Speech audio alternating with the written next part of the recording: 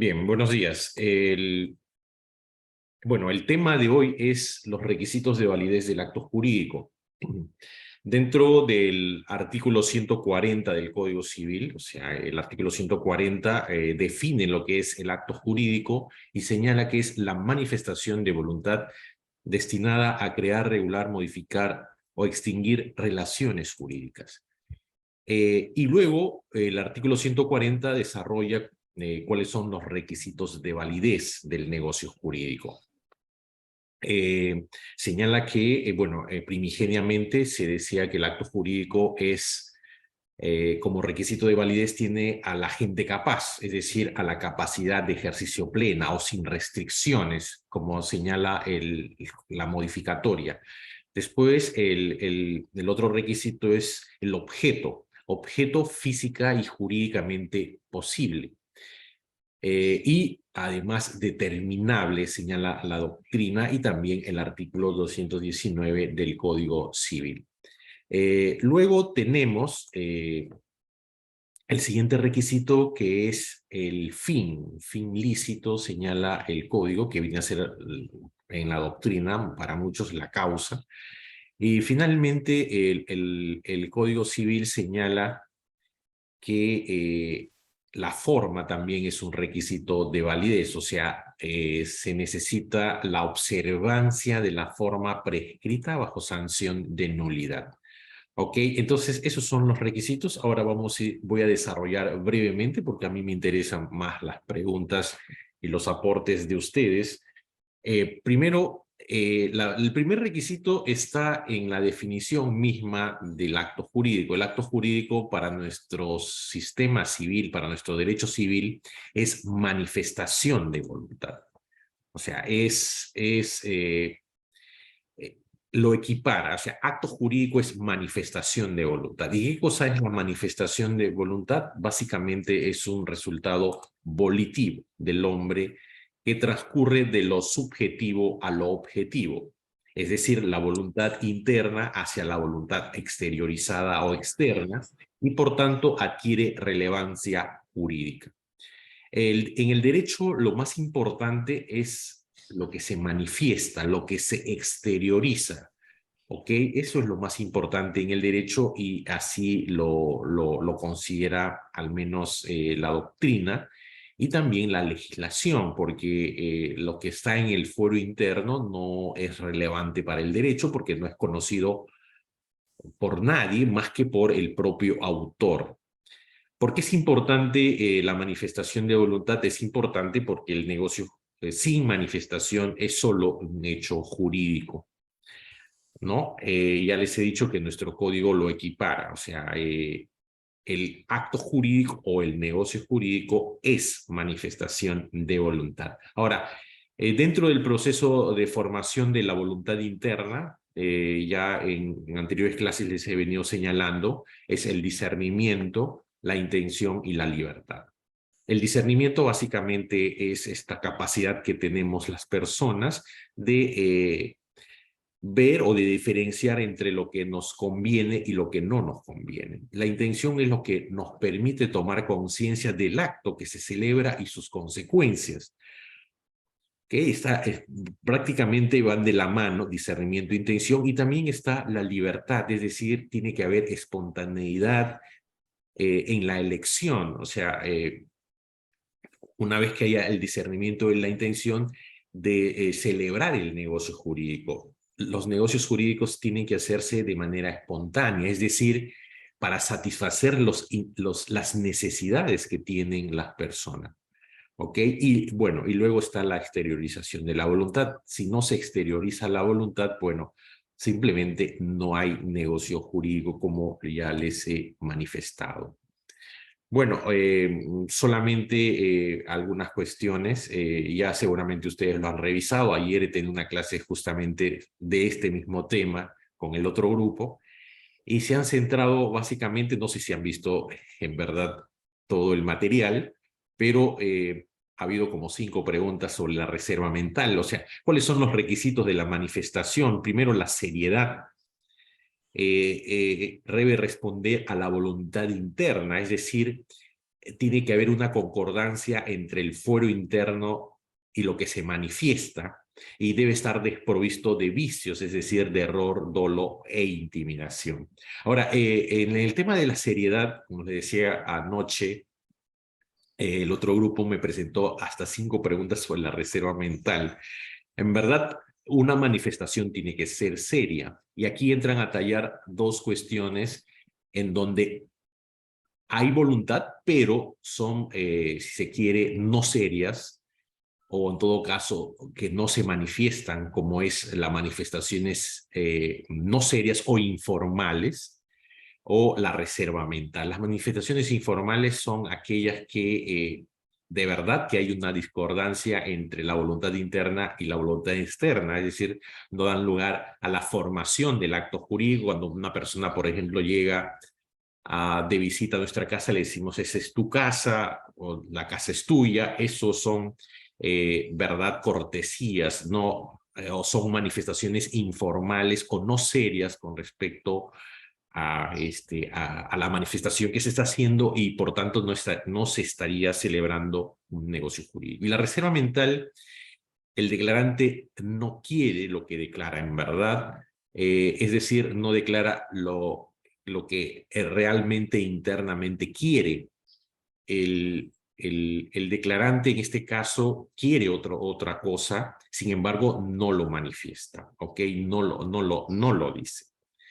Bueno, eso es en cuanto a los requisitos de la manifestación. Las formas de la manifestación pueden ser de cualquier modo que sirvan para manifestar la voluntad. Y aquí hay básicamente la manifestación expresa, siguiendo lo que dice nuestro código, y la manifestación tácita. La manifestación expresa es cuando la voluntad se manifiesta directamente a quien deba conocerla, y la manifestación tácita cuando la voluntad se manifiesta indirectamente a quien deba conocerla. Por ejemplo, la manifestación expresa se tiene que, o sea, indicarse por cualquiera de estos medios de manera directa a la contraparte, es decir, la otra parte tiene que conocer el asentimiento de que estamos formalizando o se está realizando un negocio jurídico. Y la manifestación tácita, por ejemplo, es aquellas conductas que se infieren indubitablemente de que hay una aceptación. Por ejemplo, uno cuando va a un supermercado y abre una botella de gaseosa o agua cuando tiene sed, se implica que está aceptando el negocio y está aceptando además el precio. Ahora, la sustantividad es una cuestión importante, y aquí la sustantividad es lo que vincula a las partes que celebran el negocio jurídico. O sea, las partes manifiestan su voluntad, y el sujeto que manifiesta su voluntad está comprometida a ella. Entonces, aquí hay 2 teorías, la teoría de la responsabilidad y la teoría de la confianza. La teoría de la responsabilidad básicamente la tiene, se dice, el sujeto que manifiesta su voluntad. Es el que da, el que dice su voluntad, el que hace su declaración. Entonces, este sujeto tiene que garantizar el cumplimiento de esa declaración. Por ejemplo, decir que yo te voy a pagar $10,000 por tu casa. Bueno, se señala que ha aceptado el precio, y por tanto tendría que garantizar que va a cumplir su palabra. Y por otro lado está la teoría de la confianza, que ya es a la inversa, que es el quien recibe la declaración, ¿no? Se dice que quien recibe la declaración tiene que actuar de buena fe. O sea, la buena fe es un principio importante en el derecho, está importante en el derecho, más aún en el derecho privado, en el derecho civil. Todos los negocios jurídicos se rigen por el principio de la buena fe. Un profesor de derecho nos decía, cuando yo era estudiante, que la buena fe es la creencia de tener derecho por error o ignorancia de hecho o derecho. Y en la teoría de la confianza se entiende que quien recibe la manifestación de la contraparte debe estar tutelado, es decir, se le debe garantizar y puede iniciar las acciones pertinentes para obligar a la persona que ha hecho la declaración. Esa es la teoría de la confianza.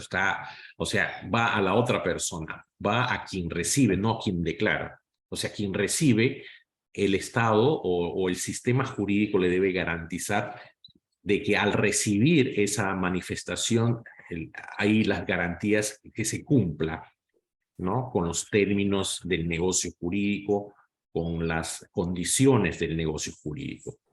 Luego, bueno, está la función es normativa porque quien celebra los negocios jurídicos autorregula sus intereses, y finalmente el silencio se dice que no es manifestación en ningún sentido, salvo que el acto jurídico o la ley lo señalan o le atribuyan ese significado. Bueno, voy a correr un poco más porque creo que lo más importante son las preguntas. Luego está la capacidad. La capacidad es un asunto trascendente porque la regla general es que las personas con capacidades sin restricciones o con capacidad plena son los que realizan los negocios jurídicos, y la regla es que las personas tienen que haber cumplido la mayoría de edad. Antes se hablaba de una capacidad de goce y una capacidad de ejercicio. La capacidad de goce se dice que desde el momento de la concepción hay capacidad de goce, y la capacidad de ejercicio es una capacidad que se adquiere al cumplir los 18 años. Es decir, por regla general, para que un negocio jurídico sea válido y produzca sus efectos, los efectos queridos por las partes, tiene que tener capacidad plena, es decir, haber cumplido la mayoría de edad, es decir, 18 años. Ahora, con respecto al objeto, el objeto es una de las cuestiones más controvertidas, así como la causa, porque en nuestro sistema jurídico, en el Código del 36, se confundió objeto con negocio, o en todo caso se dice que en verdad el Código del 36 fue un código anticausalista. ¿Ok? Y por tanto se habló de un objeto lícito. O sea, agente capaz, objeto lícito y la forma prescrita por la ley, era lo que decía el Código del 36. Ahora, todo lo que no es sujeto, se dice por regla, es objeto. Ahora, las clases de objetos son material e inmaterial. Bueno, los objetos materiales son los que se pueden percibir por los sentidos, los inmateriales más bien son cuestiones que se perciben por el intelecto, pueden ser un derecho subjetivo, un deber jurídico o una relación jurídica. Es decir, cualquier derecho que tenga una persona. Por ejemplo, uno puede patentar algún lema industrial, alguna marca, ese es un derecho subjetivo. Un deber jurídico también, y una relación jurídica se dice que son inmateriales. Ahora, las clases de las relaciones jurídicas, porque cuando se pregunta cuál es el objeto del negocio jurídico, bueno, muchos consideran que el objeto del negocio jurídico lo encontramos en la propia definición del acto jurídico, que viene a ser la creación de relaciones jurídicas, la creación, la regulación, la modificación, la extinción de relaciones jurídicas. Y las relaciones jurídicas pueden ser básicamente de dos tipos: las relaciones patrimoniales, que tienen que ser con bienes valuables monetariamente, y las extrapatrimoniales, que no se pueden valuar monetariamente, como por ejemplo en el matrimonio la fidelidad, aunque son relaciones extrapatrimoniales que nacen del matrimonio. Ahora, el objeto de la relación jurídica son las prestaciones, dice la doctrina.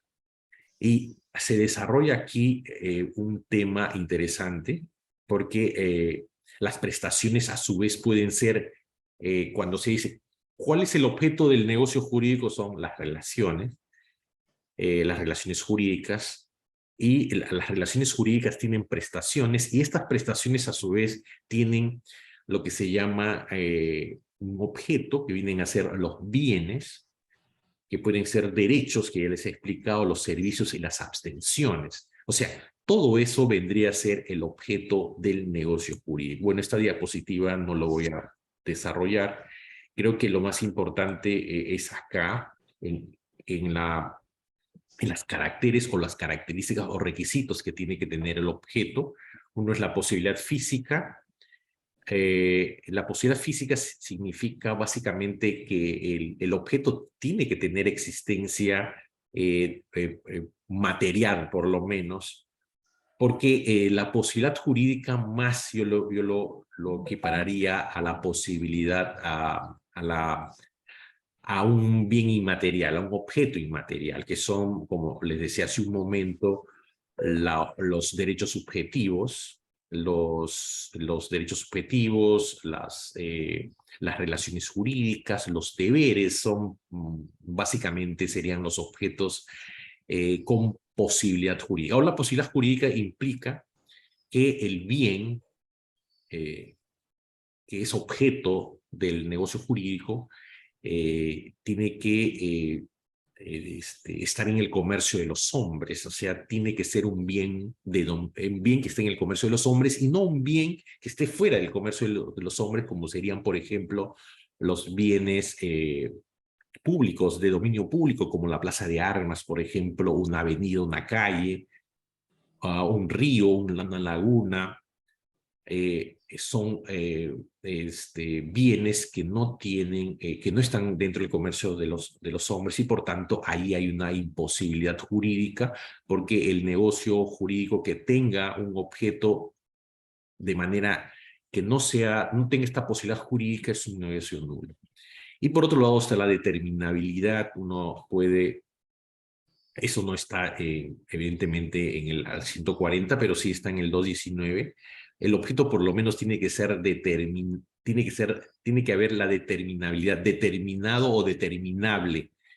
Significa que uno puede, yo siempre pongo el ejemplo de que uno puede comprar un bien en papeles, en planos, pero estamos determinando ahí las características del bien, por ejemplo, un departamento en el piso 10, en el piso 20 o en el piso 30, con determinadas características, con una numeración ya, con un número. Entonces, ahí el objeto está determinado. O sea, yo estoy comprando un departamento aún en planos, pero está determinado y por tanto el objeto es válido. Ahora, con respecto a la finalidad, acá hay varias cosas. Una primera aproximación. Su concepto se dice que está vinculado el tema de la finalidad lícita al problema de la causa en los negocios jurídicos. Y este tema de la causa es un problema realmente que viene desde el derecho romano. En el derecho romano se hablaba de una causa justa o legítima en cuanto a los efectos del negocio jurídico, ¿ok? Que debe guardar concordancia con el ordenamiento jurídico. O sea, todo negocio jurídico tiene que tener una concordancia con el ordenamiento, es decir, no tiene que ser contrario al ordenamiento jurídico. ¿Ok? En el derecho francés se lo vinculó a los contratos sinalagmáticos.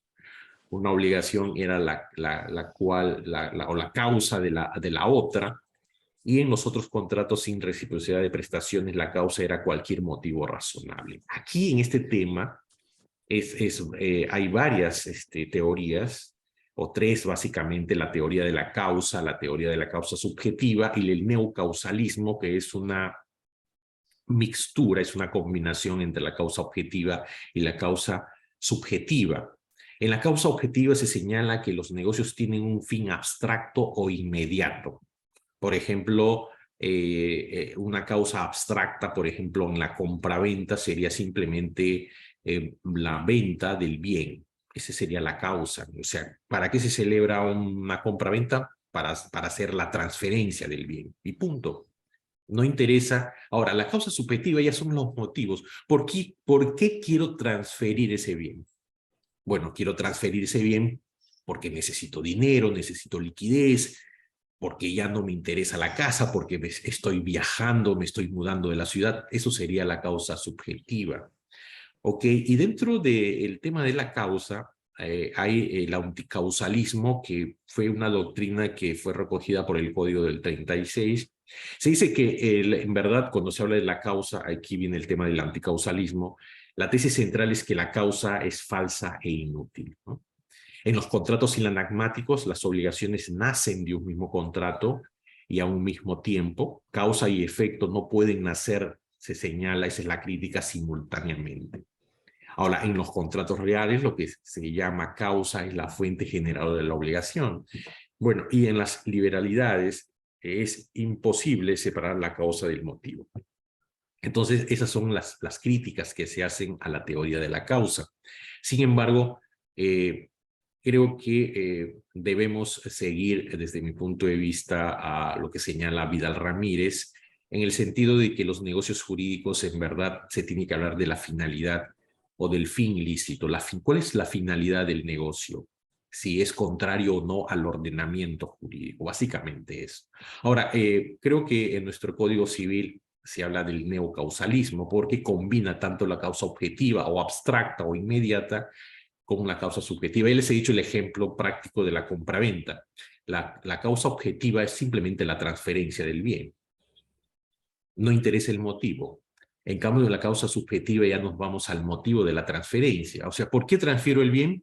Porque me estoy mudando de la ciudad, porque quiero cambiar de casa, porque no me gusta el barrio, etcétera, etcétera, etcétera. Hay muchos móviles que hacen que una persona celebre un negocio jurídico. Pero básicamente la causa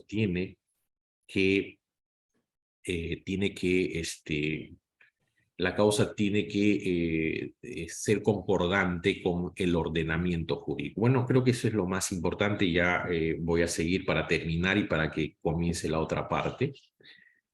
Y el último requisito o el quinto requisito que está en nuestro Código Civil de los negocios jurídicos es la observancia de la forma prescrita bajo sanción de nulidad.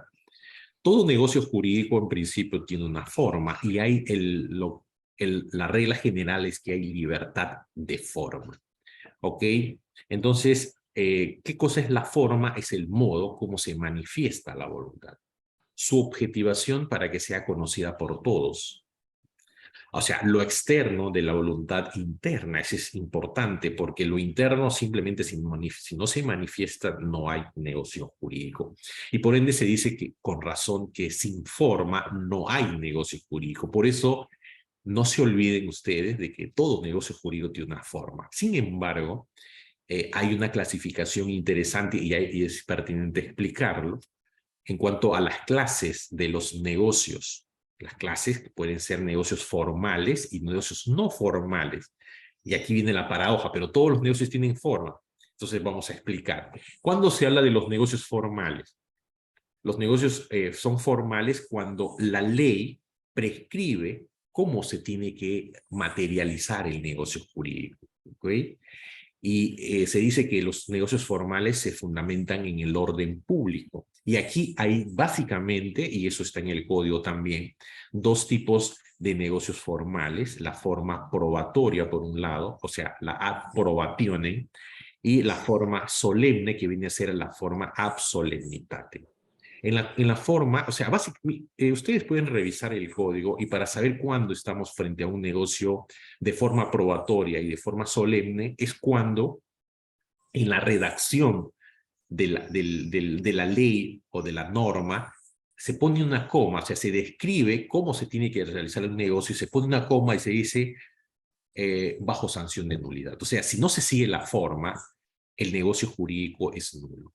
Cuando no se pone esa coma bajo sanción de nulidad, estamos frente a un acto eh, probatorio, una forma probatoria, ad probationem. O sea, la inobservancia de la forma no significa necesariamente la nulidad del negocio jurídico, sino yo puedo con esa otra forma que se realizó el negocio, probar que el negocio existe, que se ha celebrado el negocio jurídico. Ahora, en la forma ab solemnitatem, la inobservancia sí acarrea la nulidad, porque el acto jurídico está determinado por la forma. Si no hay forma, simplemente no hay negocio jurídico. ¿Ok? Ahora, los negocios no formales son aquellos negocios en donde la forma la establecen las partes a su libre albedrío. ¿Okay? Y aquí se fundamenta en la libertad de forma. O sea, los actos no formales no significa que no tengan forma, sino significa que las partes van a elegir la forma pertinente de acuerdo a sus intereses y conveniencias, cómo es que se va a desarrollar el negocio jurídico. O sea, puede ser de manera verbal, de manera escrita con firma legalizada por notario, puede ser por escritura pública, puede ser con inscripción registral. O sea, ya las partes son las que van a decidir qué forma utilizar. Y eso es la regla general. Creo que hay millones diariamente de negocios jurídicos que se celebran sin una forma prescrita por la ley. ¿Ok? Creo que eso es suficiente, son 6:15. Yo creo que vamos a empezar la otra parte de la clase con sus preguntas y comentarios. Entonces, por favor, aquí sí vamos a poder seguir un orden. Levanten la mano las personas que quieran participar para hacer la evaluación pertinente. Ok, vamos a empezar con Collantes. La señorita Collantes, por favor, ¿cuál es su pregunta o comentario sobre el tema? Sí, profesor. Hay Buenos días. hay que prender la cámara, ¿ok? ¿Me observa? Sí, señorita, le estamos observando.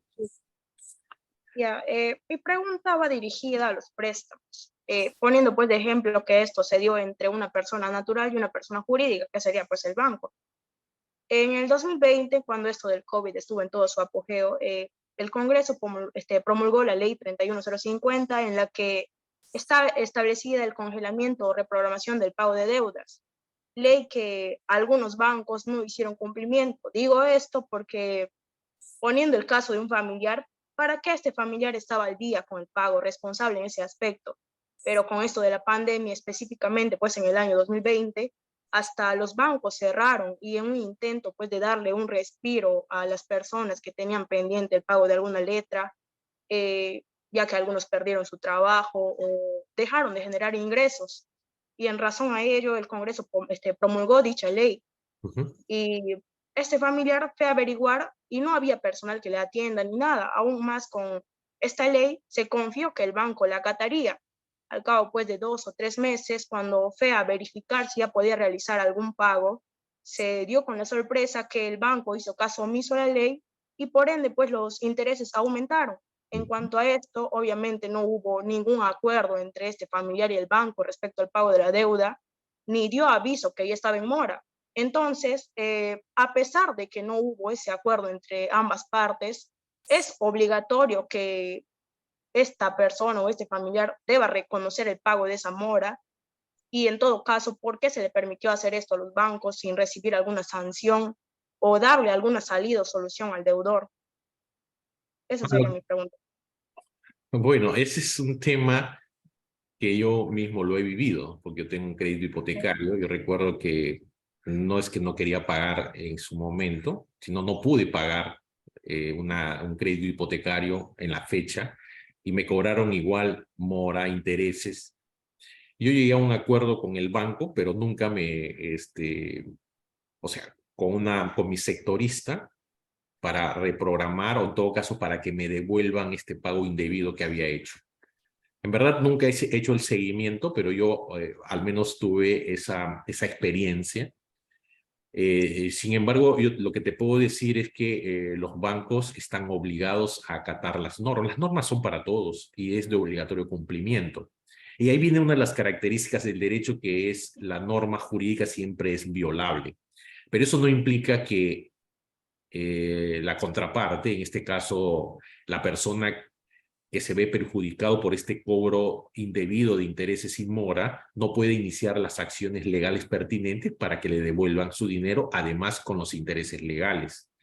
O sea, esa acción se tiene que hacer y el banco está obligado a acatar. Y si no, el Poder Judicial se va a encargar, el juez se va a encargar de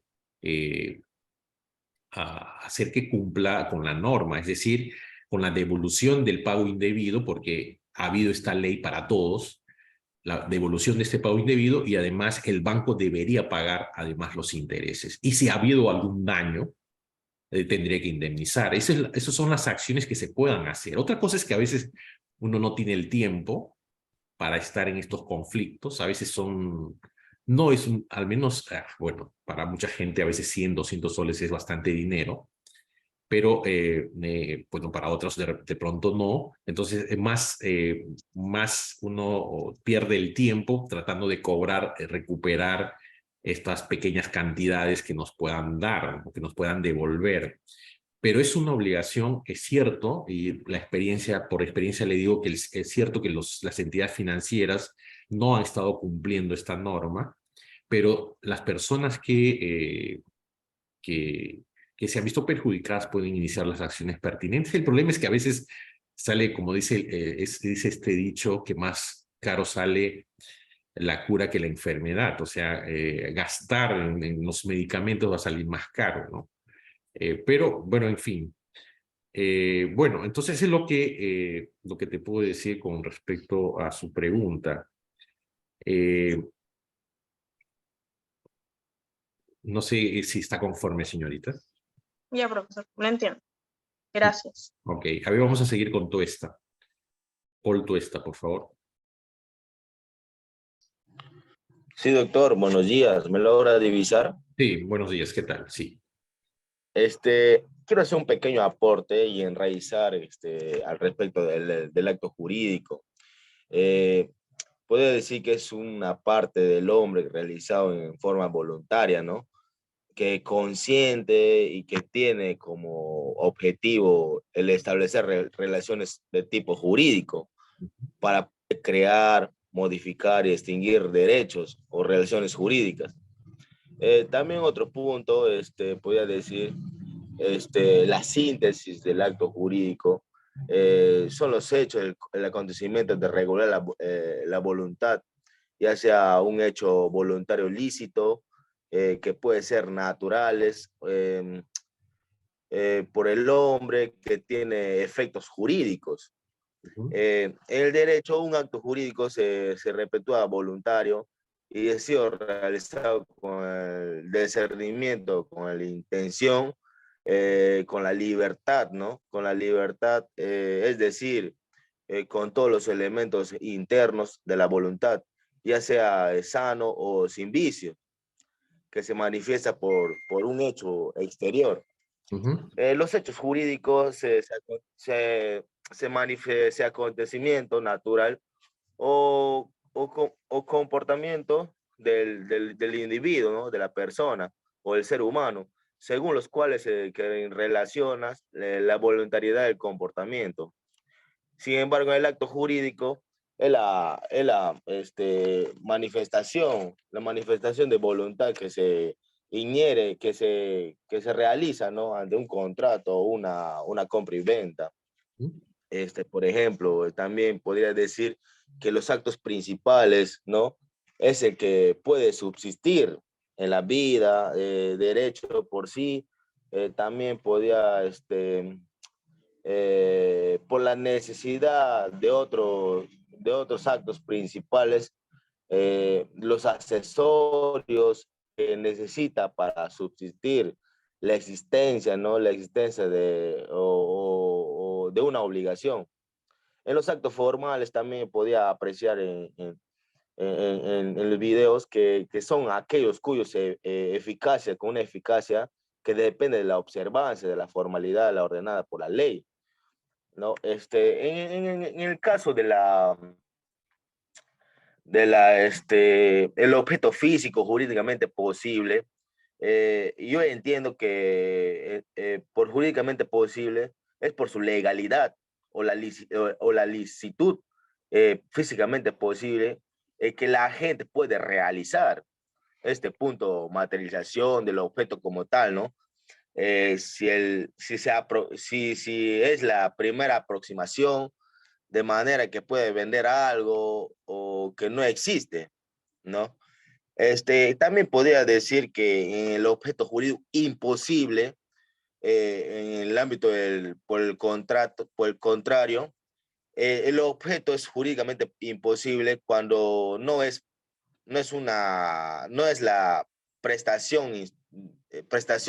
instrumento de resultado prohibido por la ley, sino es el resultado prohibido instrumento de la presentación.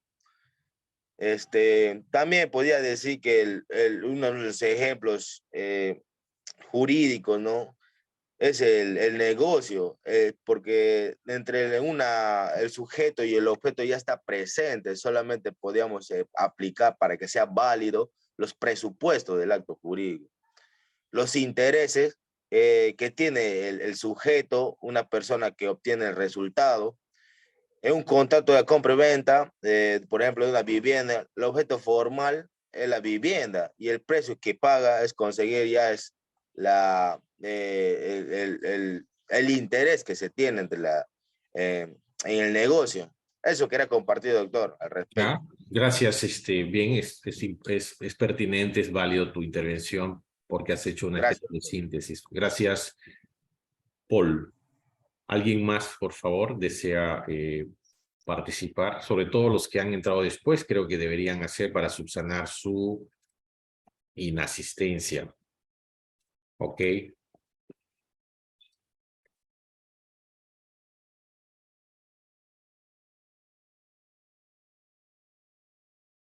Eh, Cárdenas, por favor, Cárdenas. Me ve y se me escucha. Sí, claro, por supuesto, Cárdenas. Mi pregunta va más que nada sobre la manifestación de la voluntad y en específico la manifestación tácita. Mi pregunta es si se da una manifestación tácita, ¿no? En vida, esta sigue sus efectos después de haber muerto, por ejemplo, si a los familiares de una persona manifestó sus deseos de cómo morir, por ejemplo, sus atribuciones para es- su repartición de testamentaria. Esto aplica todavía en pues, su muerte. Claro, a ver, sí, bueno, se ha cortado tu audio, se ha entrecortado, pero sí te he entendido tu pregunta.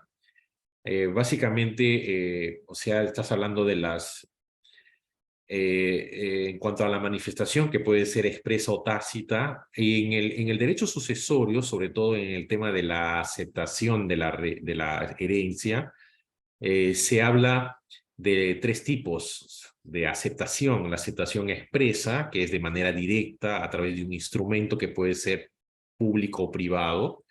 La manifestación tácita, que vendría a ser, por ejemplo, yo siempre señalo de que una vez que muere mi padre, yo podría ir y poner un anuncio de poner en venta el inmueble, la casa de mi padre. Esa es una aceptación tácita de la herencia, porque se infiere indubitablemente de la conducta de la persona. Y por otro lado, en el derecho sucesorio está la aceptación presunta, que es dejar concurrir el tiempo, que tiene una relación con el silencio. O sea, aquí el silencio, el no decir nada, implica manifestación de voluntad por mandato de la ley. Entonces, eso es importante y tiene que ver con el tema que estamos viendo de la manifestación de voluntad.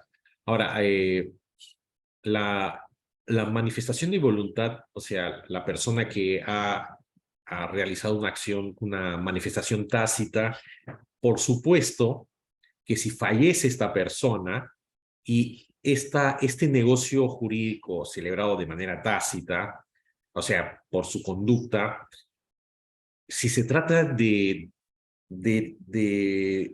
relaciones patrimoniales y que no sean inherentes a la persona, se transmiten a los sucesores. ¿Ok? Creo que así te he entendido tu pregunta.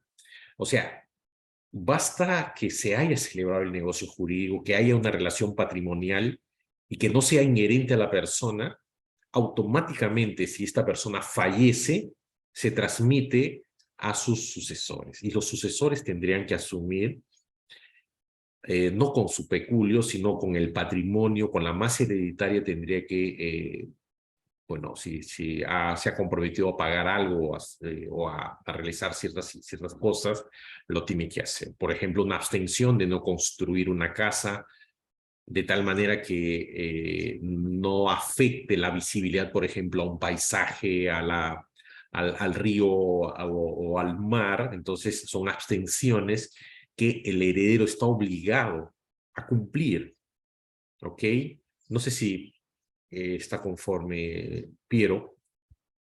Sí, profesores, quería saber, gracias. Ok, ahí vamos a seguir con Pineda. Muchas gracias, Piero. Pineda, por favor, ¿cuál es tu comentario o pregunta? Sí, doctor, buenos días. Díaz. Doctor, Se dice que sin la manifestación de voluntad, entonces el acto jurídico no sería acto jurídico, sino vendría a ser un hecho jurídico. Entonces, para que pueda llevarse en sí un buen negocio jurídico, entonces tiene que responder a lo que es una voluntad interna. Ahora, en el caso de un crédito hipotecario, mencionaron mis compañeros, que viene a ser un negocio jurídico, la persona solicitante que solicita el crédito, sea una persona mayor de 16 años, podría ejercer su capacidad de ejercicio restringido o solo quedaría como un hecho jurídico, doctor. Ese es un tema interesante en cuanto a la capacidad.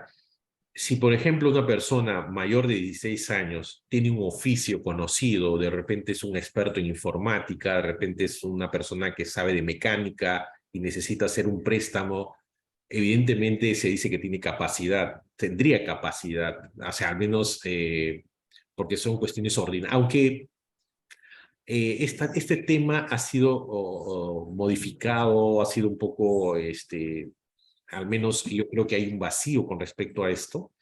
Sin embargo, estas personas sí pueden realizar negocios jurídicos por sí mismos, porque entiendo que son cuestiones ordinarias de su vida. Por ejemplo, es un mecánico, es un experto a los 16 años, a los 17 años, o puede ser un experto, por ejemplo, en manejo de software, de cuestiones informáticas, y de eso trabaja.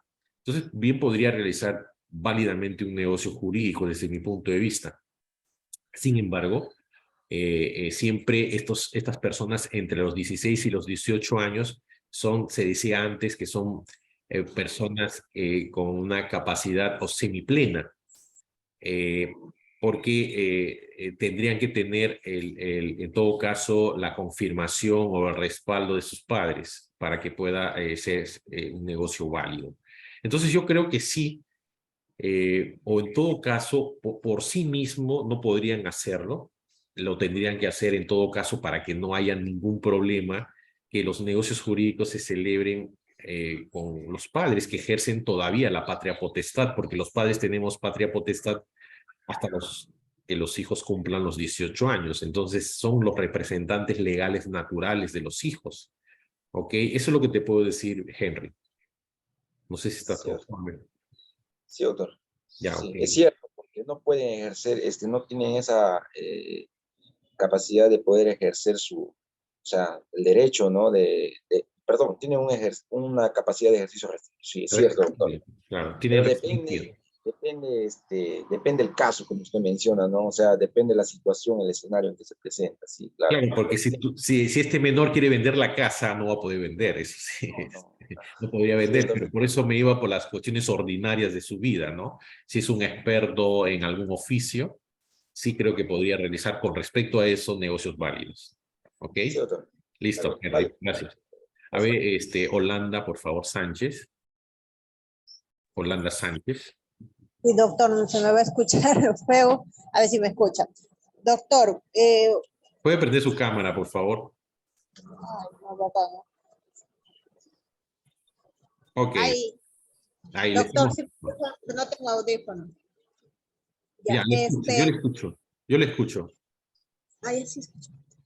Para preguntarle a ver sobre el proceso formativo de la voluntad interna, para preguntarle hasta dónde puede llegar, por ejemplo, un caso cuando alguien de su voluntad firma un pagaré, ya cuando la empresa solicitante aprovecha el momento de que, por ejemplo, el caso fue un robo, perforación, cuando esto fue una sede, pero la empresa, quien vende la franquicia, lo que hizo, al enterarse de eso, dijo que tenían seguro, pero después nos llegó un pagaré y al pasar el tiempo, la agencia no estaba asegurada porque se encontraba en la zona oriente. Dicho eso, la empresa el pagaré lo hizo efectivo un año antes de la pandemia, creo si no me equivoco. Ahora se va a ver y la empresa ya puesto como si fuera dueño. No sé hasta dónde la empresa puede llegar a adueñarse de eso por un monto, digamos, una finca. Aquí que lo decimos fundo, ¿no? Entonces, puede adueñarse o cómo puede hacer esa liquidación. El dueño, ¿qué puede hacer? Negociar, porque en la SUNAR uno va y ve, ya está ahí como la empresa, como si hubiese adueñado, algo así, está ahí su nombre. Hasta Sí. dónde la voluntad de uno y el otro que aprovecha puede llegar esa intencionalidad de ellos. Pueden quedárselo o uno puede recuperarlo. ¿Cómo es el proceso para que en la SUNAR ellos no lo hagan válido?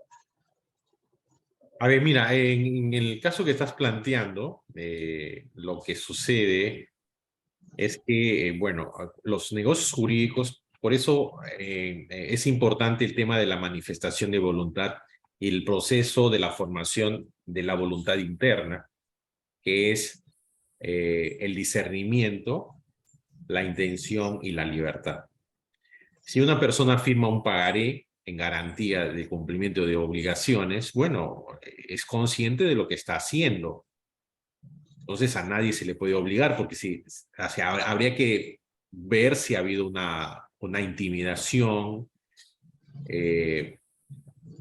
amenazas que puedan viciar la voluntad. Si no ha habido esto, el negocio es válido. Y por tanto, en el caso de incumplimiento de las obligaciones, el acreedor lo que va a hacer es ejecutar la obligación. Es decir, el que ha garantizado es el cumplimiento de la obligación. Si el obligado a pagar el préstamo o no sé, o lo que sea, a la prestación, no lo hace, el garante, el que hace la fianza, es el que tiene que pagar. Y si no paga, igual al obligado y al que ha hecho la fianza, el acreedor va seguramente a iniciar acciones judiciales. Y si ya figura en la SUNAR esta persona, el acreedor, como el nuevo titular del bien, implica que ha habido un proceso judicial. Esta persona se le ha dado las garantías para que salga a juicio y pueda en el juicio negociar, porque lo importante creo que es llegar a acuerdos. Entonces, si tú no llegas a acuerdos con el acreedor, si no replanteas el pago de esa deuda, te van a ejecutar, o sea, te van a embargar, luego se vaya a un remate. Probablemente todas esas acciones se han hecho para que esta persona finalmente ya figure como titular de un predio, de una finca, en los registros públicos. O sea, no es una cuestión arbitraria. El registro público lo que va a hacer, sobre todo en la forma como usted ha planteado el asunto, tiene que haber un parte judicial, es decir, el juez ha ordenado probablemente el cambio de titularidad en base a un remate, en base al cobro, a la ejecución, al embargo y al cobro que se ha hecho de ese bien, porque esta persona titular de este bien ha firmado o sea, se ha comprometido a ser el fiador. Es decir, él se ha comprometido que si no paga, porque él no es seguramente el que ha hecho el préstamo, que si no paga la persona que ha hecho el préstamo de dinero o está obligado a cumplir la prestación y no lo hace, el fiador es el que tiene que cumplir. Esas son las reglas. Y si el fiador tampoco lo cumple, bueno, el acreedor lo que va a hacer es iniciar las acciones, porque al acreedor le interesa recuperar el dinero que ha dado. ¿Ok? Entonces eso es lo que te puedo decir, Holanda, sobre tu pregunta. Sí, doctora, a eso quería llegar, digamos, usted me dice, para haber llegado a eso tuvo que haber un proceso judicial y que el juez ya debería haber declarado, pero si la otra parte nunca fue notificado, no fue enterado, no sabía, es por eso es que la pregunta, ¿cómo es el proceso? Si declara un juez cuando nunca se ha enterado, no se ha sabido, no ha notificado, no hay en correos donde que pueda ver eso y de pronto aparece, porque una empresa no desaparece. Las notificaciones siempre hay, o sea, cuando no se sabe el domicilio no se tiene el domicilio del demandado, se tiene que hacer por edicto, es decir, se tiene por notificado por edicto, y nadie lee un periódico judicial, sale la notificación, y si no te has enterado, mala suerte. O sea, ya estás notificado válidamente. Si la Y el empresa, proceso, perdón, y el proceso se sigue en rebeldía. El proceso se sigue en rebeldía y ya. Ahora, si obviamente ha habido un proceso fraudulento, tiene 6 meses para iniciar un proceso de nulidad, o sea, de un proceso fraudulento para tratar de anular ese proceso. Pero si ha pasado los 6 meses, y además, si no ha habido fraude, porque si te han notificado por edicto y tú no te has enterado porque nadie lee los edictos usualmente, bueno, esas son las reglas y eso es lo que hay, lo que tenemos y eso es lo que se tiene que cumplir. Lo que hace el juez cuando una persona no se le tiene un domicilio conocido, entonces lo que se hace es notificarle por edicto. ¿Ok? ya Entonces, doctor, por ejemplo, digamos, la propiedad equivale un monto, digamos, 100.000 y ellos se cobran por 30.000. A eso voy con... los 70.000 lo tiene que cobrar porque el juez le va a dar los 30.000, los 70.000 seguramente están consignados en el Banco de la Nación. Porque el remanente, si la propiedad vale 100, como estoy dando en el ejemplo, y el crédito era por 30.000, y cuando se ha hecho el remate se ha vendido por 100.000, el acreedor va a cobrar sus 30.000 y el resto queda, seguramente se consigna en el Banco de la Nación, se hace un depósito, y el dueño de la vivienda que ha sido rematada tiene que cobrar esos 70.000 soles, ¿no? Ya Okay. doctor, gracias. Ok, a ver, vamos a seguir con Mozambique, por favor. Gracias, Holanda. Doctor, buenos días. Sí, buenos días. Este es, bueno, con relación a la finalidad del ordenamiento jurídico, en los negocios formales o informales, ¿cuál sería la observancia o la finalidad de bueno, del ordenamiento jurídico? A ver, ¿puedes repetir tu pregunta? Porque no te he entendido bien, o sea, sobre Mozambique. ¿Puedes repetir tu pregunta, por favor? Sí, doctor, sobre la finalidad del ordenamiento jurídico en un negocio formal, ¿cuál sería la observancia en cuestión de en cuestión de ser inscrito en la SUNAT? A ver, los negocios tienen que tener una forma y la forma del negocio jurídico usualmente está por la trascendencia del negocio jurídico. Todos los negocios, los contratos que están regulados en el Código Civil es por la trascendencia que hay o por la trascendencia que tienen estos negocios jurídicos. Por tanto, hay que seguir esa formalidad. Ya les he dicho que hay 2 formas, la forma ab solemnitatem y la forma ad probationem. Entonces, si la forma es ab solemnitatem, implica de que si no se ha llevado la forma para celebrar el negocio, no se va a inscribir en la SUNAT. Es un negocio nulo. Ahora, si estamos frente a la forma ad probationem, tampoco, porque hay que seguir la formalidad. Lo que va a servir de los negocios ad probationem, o sea, celebrado con otra forma, no por la forma señalada por la ley, la otra forma nos va a servir para demostrar que hemos celebrado el negocio jurídico, que el negocio jurídico se ha hecho, que el negocio jurídico existe, ¿ok? Y que se puede subsanar, se podría ponerse de acuerdo con la contraparte y realizar, subsanar, es decir, hacer el negocio jurídico con la formalidad prescrita por la ley. En ninguno de los casos, si no se sigue la forma del negocio jurídico por la trascendencia que hay, no se va a inscribir en los registros públicos. El registrador es el que verifica la forma del negocio. Y si no se ha celebrado con la forma prescrita por la ley, señalada por la ley, el negocio jurídico no va a tener acceso al registro. Eso es lo que te puedo decir, Mozambique. Pacri. No sé si está conforme. Doctor, gracias. Bien, ¿alguien más desea preguntar? Es importante que se participe porque, ojo, en esta parte hay evaluaciones y tienen un peso 2, como hemos quedado, como está en el sílabo y como hemos quedado también al inicio de este curso. Es importante que participen todos, ¿ok? Un momentito, por favor. Voy a cargar mi máquina. Voy a dejar de grabar. Ok, Marjorie, puedes hacer tu pregunta. Gracias por la intervención. ¿Se me puede ver? ¿Se me observa? Sí, Porque sí, sí, ya te estoy listo. observando. Sí, es una pregunta, doctor, con respecto a... Le cuento un caso hipotético en el que se pueda dar. Por decir, un hombre para sacar un préstamo fuerte le pide a su madre que le pase a su nombre el título de su casa, ya que este era uno de los requisitos que el banco le pedía, supuestamente, pero con la condición de que una vez recibido el dinero, se realizaría nuevamente el traspaso del título de la casa a la madre. Incluso este ya estaba en un acuerdo notarialmente decidido.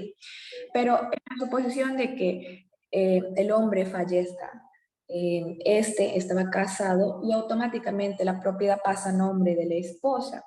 Entonces, ¿qué es lo que se puede realizar en ese suceso para poder hacer la transferencia del título nuevamente a nombre de la mamá? O sea, ¿cuál sería la manera de poder recuperar la dicha propiedad? Ahí, bueno, ese es un tema interesante, siempre y cuando, porque se trata de una simulación, porque hay una simulación, o sea, yo simulo, o sea, la madre simula vender al hijo, o sea, pasa la propiedad a nombre del hijo para que el hijo pueda hacer un préstamo, ¿no es cierto? Eso es lo que te estoy entendiendo. Pero en el transcurso de eso, o sea, cuando se hace ese tipo de simulaciones, es importante hacer un contradocumento. El contradocumento es el acuerdo entre la madre y el hijo, diciendo de que no ha habido transferencia y que no ha habido negocio jurídico. Entonces, cuando se da esa situación, el negocio, o sea, es nulo y por tanto, ese bien no pasa como herencia a la esposa. Ahora, si no hay el contradocumento y la esposa tenía conocimiento de que se trataba de un acto simulado simplemente para obtener un préstamo en una entidad financiera, bueno, lo único que tiene que hacer la esposa es hacer un contrato de transferencia, una transferencia a favor de la suegra. O sea, esa es la solución. Ahora, si no lo quiere hacer, está bien complicado, sería complicado, se tendría que hacer un juicio contra la mujer, contra la esposa, o sea, la suegra tendría que demandar a la esposa para decir que ha habido una simulación, de que nunca ha habido una transferencia, que su hijo nunca pagó lo que supuestamente debía de pagar por el precio del inmueble. O sea, se podría iniciar una acción de carácter civil contra la esposa que se ha hecho dueña en virtud de una transferencia sucesoria, ¿no? De una transmisión sucesoria. No sé si he sido claro, Marjorie. Sí, doctor, está bien, ya comprendí. Ya, ok. Gracias. Muchas gracias. Ok, ¿alguien más desea participar?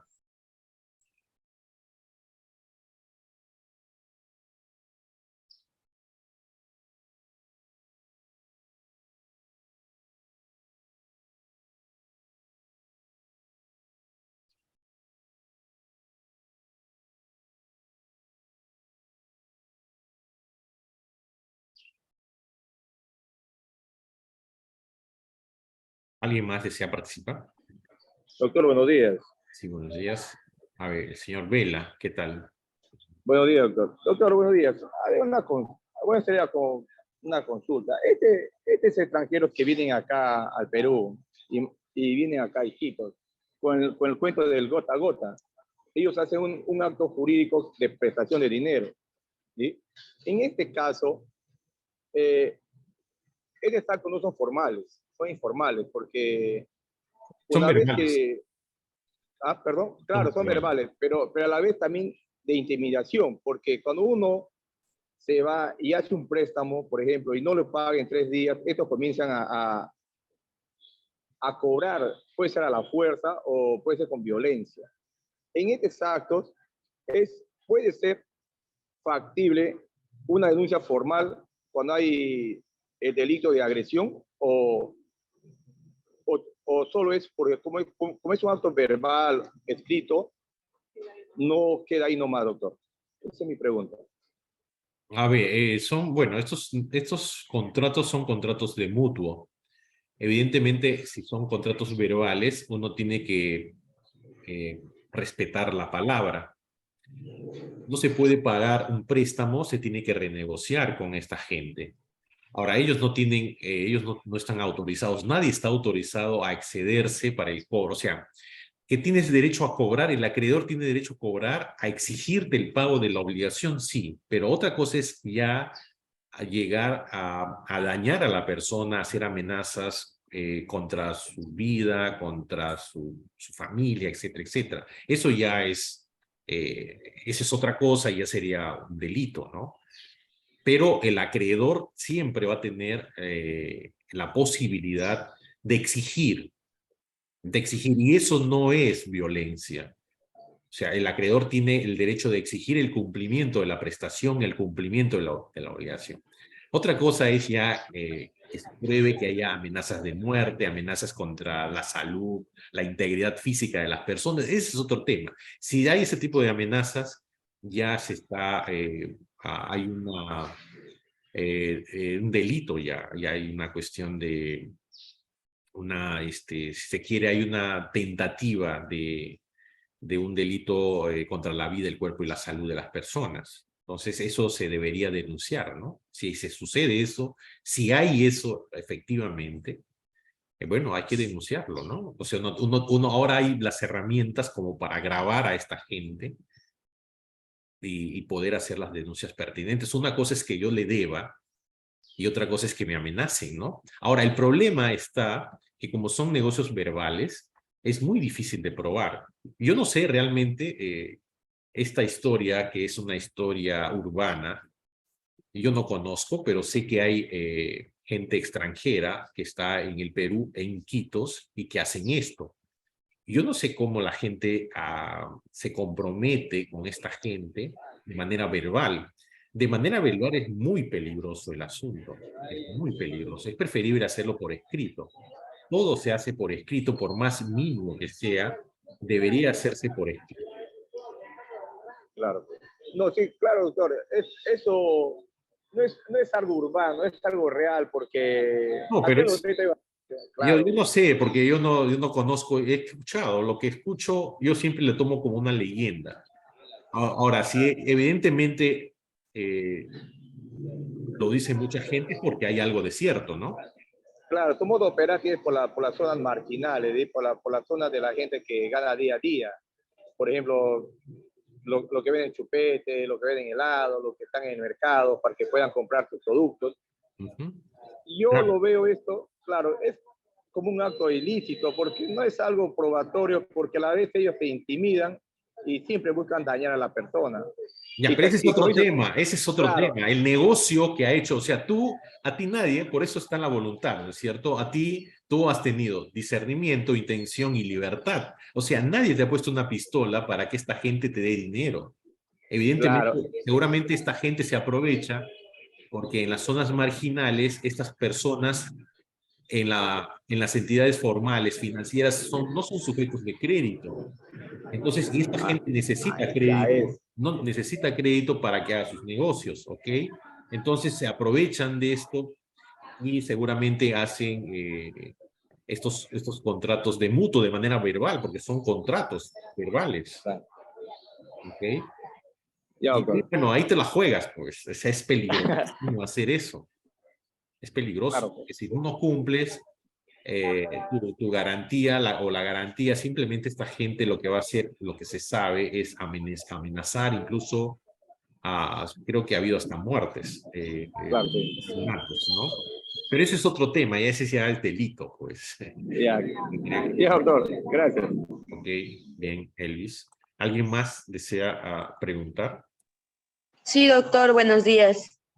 Buenos días, ¿quién es? A ver, Jacqueline. Jacqueline Enriategui. Ok, ¿cómo estás? Doctor, haciendo un comentario de acuerdo al compañero Elvis, en todo caso, por ejemplo, Mainas, que da préstamos, ¿por qué se van en grupo a cobrarte? ¿Cómo se puede llamar este acto que hacen ellos? Como 10 creo se van a tu negocio a cobrarte. No entiendo cómo puede llamarse ese acto. Son O puede estar penado.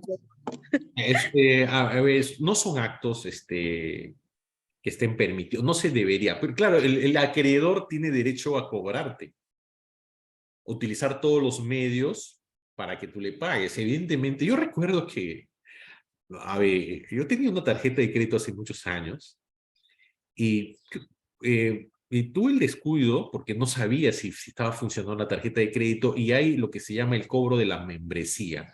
Yo no utilizaba la tarjeta de crédito y sin embargo me comenzaron a cobrar membresía. Entonces, yo no sabía que tenía esta deuda, ni siquiera llegaba a los 200 soles, era 140, 150 soles. No le miento que gente de esta entidad financiera, no voy a decir el banco, porque venían a mi casa 3 tipos a cobrarme. Y le decía, pero yo no debo, yo nunca, no he utilizado mi tarjeta. Y finalmente yo hice el reclamo pertinente y ya en ese momento no se podía hacer cobro por membresía, porque eso salió también por ley. Había una fecha que se podía cobrar membresía y a partir de una fecha no sé. Entonces el banco indebidamente, no solamente me causaba molestia porque venían 3 tipos a mi casa a cobrarme, yo decía, pero yo no debo a nadie.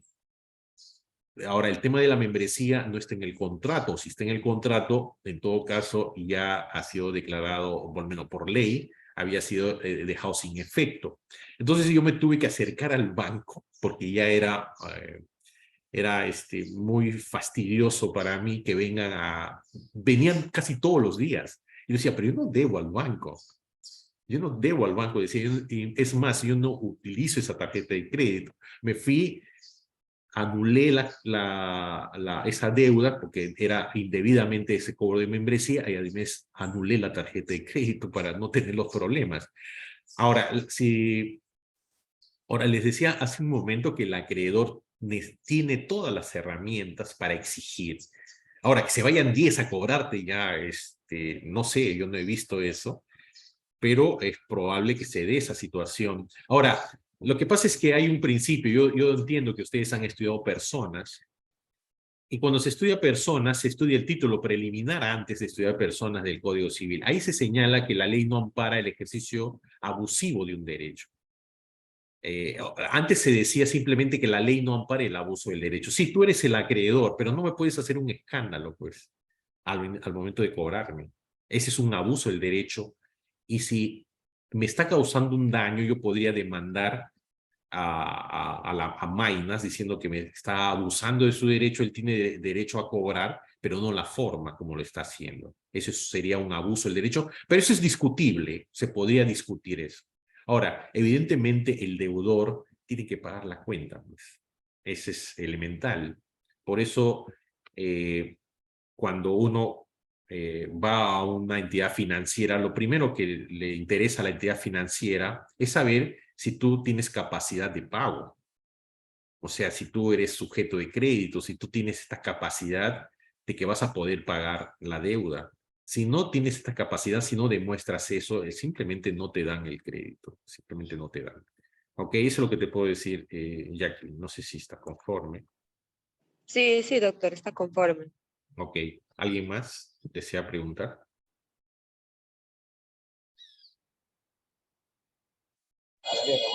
Doctor, disculpe que le interrumpa. Antes que termine, ¿me puede dar 2 minutitos para preguntarle algo? ¿Es el curso? ¿Es sobre el tema? Si no, yo ya termino de grabar y le puedo atender. Ah, sí, no es del curso. Ok, entonces yo les agradezco. Vamos a terminar esta clase. Hemos dicho Doctor, que... un momentito, por favor. Vamos a terminar la clase, ¿ok? Después seguimos conversando. Les decía que de manera excepcional yo he querido salir de mi casa, pero estaba lloviznando, estaba lloviendo, entonces he preferido, porque estoy un poco también delicado de salud, un poco resfriado, entonces evitar eso. Entonces, cuando se da esa situación, las clases van a ser formales y de esta manera, a través de la sincrónico-asincrónico, para decir, o virtual. Y además yo he notificado al director de la escuela que íbamos a realizar la clase de esta forma el día de hoy. Entonces, con eso terminamos la grabación, la clase, y muchas gracias. Vamos a continuar conversando después de esto, ¿ok?